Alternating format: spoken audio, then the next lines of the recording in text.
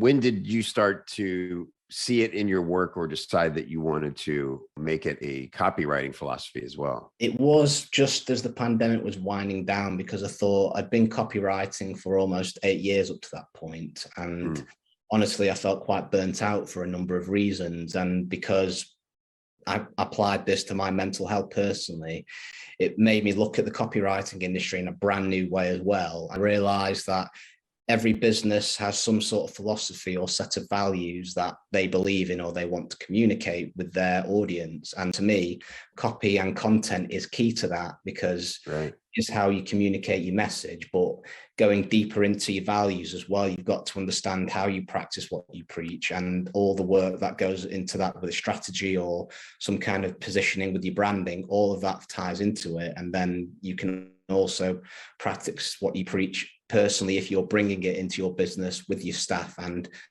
how you recruit and your customers and so on.